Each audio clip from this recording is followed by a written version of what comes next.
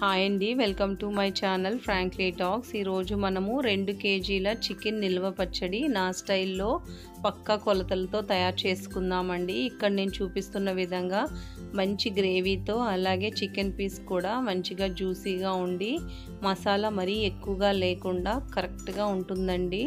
Taste కూడా చాలా బాగుంటుంది. ఈ చికెన్ పికిల్ కోసం ముందుగా 2 కేజీల చికెన్ తీసుకొని శుభ్రంగా కడిగి ఇలా మనము ఒక చిల్లుల గిన్నెలో వేసి పక్కన పెట్టుకోవాలండి.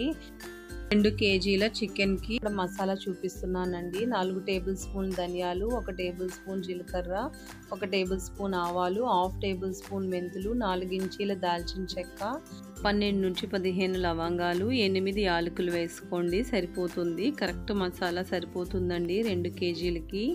ముందుగా మనము ఇక్కడ దాల్చిన చెక్క, లవంగాలు, యాలకులు లో ఫ్లేమ్లో 1 నిమిషం వరకు ఫ్రై చేసుకోవాలండి. తర్వాత 1/2 టేబుల్ స్పూన్ మెంతులు కూడా వేసుకొని లో ఫ్లేమ్లోనే ఒక 2 నిమిషాల వరకు ఫ్రై చేసుకోండి.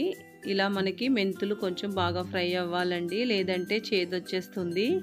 అందుకనే ముందుగా మెంతులు వేసుకొని ఫ్రై చేసుకోవాలి. ఇప్పుడు మనకి మెంతులు ఫ్రై అయిన తర్వాత ధనియాలు కూడా వేసుకోవాలండి. ధనియాలు వేసుకొని ఒక 2 నిమిషాలు ఫ్రై చేసుకోండి. ఇలా మనకి ధనియాలు కూడా బాగా ఫ్రై అయిన తర్వాత ఆవాలు, జీలకర్ర కూడా ఒకేసారి వేసుకొని మరొక 2 నిమిషాలు ఫ్రై చేసుకుంటే సరిపోతుందండి. మసాలా మనకి కరెక్ట్గా బాగా ఫ్రై అయిపోతుందండి. మరి మసాలా మాడిపోకూడదండి. ఇక్కడ నేను చూపిస్తున్న విధంగా ఉంటే సరిపోతుంది. ఇప్పుడు ఒక ప్లేట్లో తీసుకొని పూర్తిగా చల్లారిన తర్వాత మిక్సీ పట్టుకోవాలండి మసాలాని. మనం ముందుగా శుభ్రంగా వడకట్టి పెట్టుకున్న ఈ చికెన్లోని 1 టేబుల్ స్పూన్ పసుపు, 1 టేబుల్ స్పూన్ ఉప్పు, 2 టేబుల్ స్పూన్ల నూనె కూడా వేసుకోండి. ఈ 3 వేసుకొని చికెన్ని బాగా కలుపుకోవాలండి. బాగా కలిపి ఒక అరగంట సేపు పక్కన బాగా ఉంచుకోండి. ఉప్పు పసుపు బాగా చికెన్కి పడితే కొంచెం చికెన్ పీస్ సాఫ్ట్గా ఉంటుందండి. అందుకని 30 నిమిషాలు పక్కన పెట్టుకోవాలి.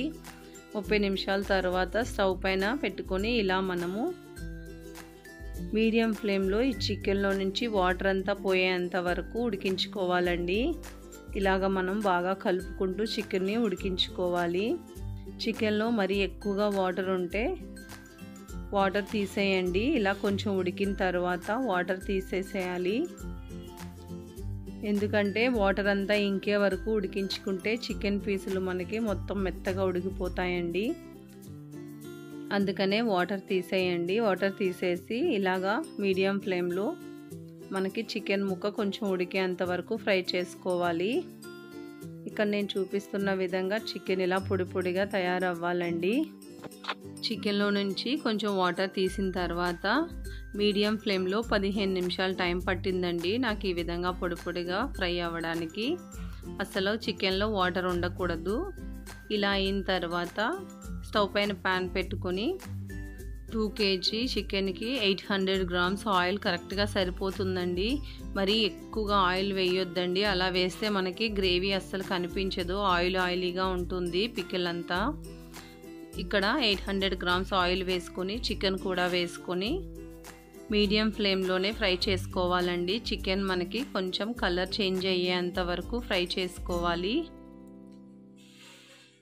లో ఫ్లేమ్లో అస్సలు ఫ్రై చేయకండి, మీడియం ఫ్లేమ్లో మాత్రమే చికెన్ని ఫ్రై చేసుకోవాలి. ఇక్కడ నేను చూపిస్తున్న విధంగా ఇలా మనకి కొంచెము లైట్ గోల్డెన్ కలర్లో చికెన్ అంతా తయారయ్యిందండి. ఇప్పుడు ఈ స్టేజ్లో మనం ఇందులో అల్లం వెల్లుల్లి పేస్ట్ వేసుకోవాలి. అల్లం వెల్లుల్లి పేస్ట్ వేసుకున్న తర్వాత కూడా మనం మరలా ఫ్రై చేస్తాం కదా, అప్పుడు 2 కలిపి మంచిగా మనకి ఫ్రై అవుతాయండి. ఇక్కడ నేను 2 కేజీల చికెన్కి 6 టేబుల్ స్పూన్ల అల్లం వెల్లుల్లి పేస్ట్ వేసుకున్నానండి. కరెక్ట్గా సరిపోతుంది 6 టేబుల్ స్పూన్లు. ఇప్పుడు మీడియం ఫ్లేమ్లోనే ఈ అల్లం వెల్లుల్లి పేస్టు చికెన్తో పాటు ఫ్రై చేసుకోవాలండి. అల్లం వెల్లుల్లి పేస్టు మంచిగా గోల్డెన్ కలర్ వచ్చేంత వరకు ఫ్రై చేసుకోవాలండి. అప్పుడే మనకి పచ్చడి చాలా టేస్టీగా ఉంటుంది. అల్లం వెల్లుల్లి పేస్టు పచ్చివాసన ఉంటే అస్సలు చికెన్ పికిల్ టేస్ట్ బాగోదండి. ఇక్కడ నేను చూపిస్తున్న విధంగా చూస్తున్నారు కదా, అల్లం వెల్లుల్లి పేస్ట్ బాగా ఎర్రగా ఫ్రై అయిపోయింది. ఇప్పుడు ఈ స్టేజ్లో మనం స్టవ్ ఆఫ్ చేసేసి వేడిగా ఉన్నప్పుడే రుచికి సరిపడా ఉప్పు వేసుకోండి. మీరు ముందు కొంచెం ఉప్పు వేసుకోండి, తర్వాత సరిపోకపోతే మరలా వేసుకోండి. ఇక్కడ నేను 150 గ్రామ్స్ కారం వేసుకున్నానండి. కరెక్ట్గా కారం 150 గ్రామ్స్ సరిపోతుంది. ఇప్పుడు ఇందులో మనం ముందుగా మసాలా చేసుకున్న మసాలా పౌడర్ అంతా వేసేసుకోవాలి. వేసుకొని ఒక్కసారి చికెన్ అంతా బాగా కలుపుకోవాలండి.